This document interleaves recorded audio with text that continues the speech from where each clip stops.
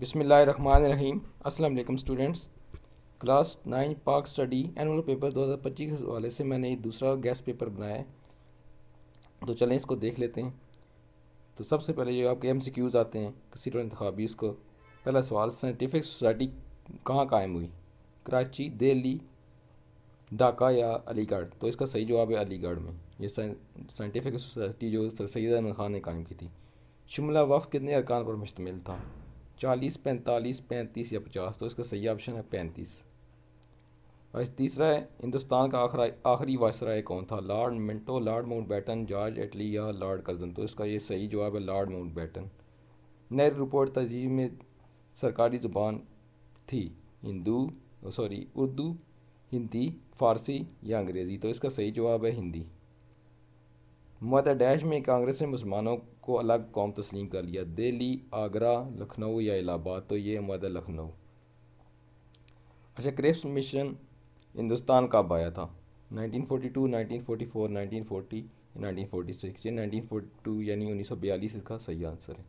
پاکستان کا مانچسٹر کس شہر کو کہا جاتا ہے؟ کراچی، لاہور، فیصل آباد یا پشاور؟ تو اس کا صحیح آپشن ہے فیصل آباد۔ ڈیش ایک فصل ربی ہے؟ چاول، گندم، مکئی یا تمباکو؟ تو اس کا صحیح جواب ہے گندم، یہ دوسرے والا آپشن ہے۔ گوادر بندرگاہ پاکستان کی ڈیش بڑی بندرگاہ ہے؟ پہلی، دوسری، تیسری یا چوتھی؟ تو اس کا صحیح آپشن ہے تیسری۔ اچھا، لاسٹ والا ہے، منگلا ڈیم کس دریا پر واقع ہے؟ دریائے چناب، دریائے ستلج، دریائے راوی یا دریائے جہلم؟ تو اس کا آخری آپشن ہے دریائے جہلم۔ تو آگے ہیں شارٹ سوال آپ کے۔ برصغیر کے مسلمان انگریزوں کے نظام تعلیم کے کیوں خلاف تھے؟ یا دو قومی نظریہ سے کیا مراد ہے؟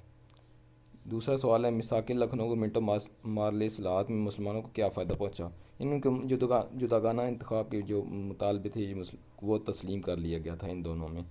سائمن کمیشن کی ناکامی کی کوئی سی دو وجوہات بیان کریں، یا کوئی بک سے دے کے بیان کر دیں، کیونکہ سائمن کمیشن مسلمانوں کے جذبات کو بھڑکاتا تھا، اور مسلمانوں کے جذبات ایک تو یہ، آپ باقی اس کا بک سے دیکھ لیں۔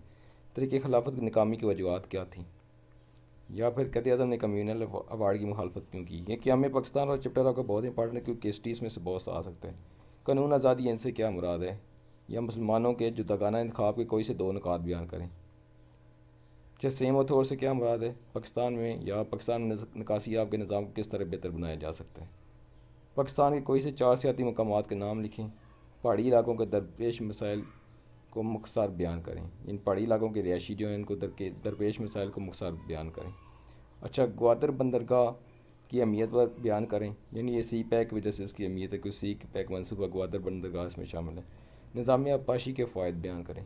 کوئی سے آپ 3-4 فوائد بیان کر سکتے ہیں۔ ریلوے کے نظام کی بہتری کے اقدامات کا جائزہ لیں، کہ ریلوے کے نظام کیسے بہتر بنایا جا سکتا ہے۔ عالمی تجارت پر کراچی بندرگاہ کی اہمیت کیا ہے؟ مختصراً بیان کریں۔ اچھا، پھر لانگ کوسچن ہے، قائد اعظم کی فرد مونتاج کی روشنی میں نظریہ پاکستان کی اہمیت بیان کریں، یا قرارداد پاکستان کی اہمیت بیان کریں۔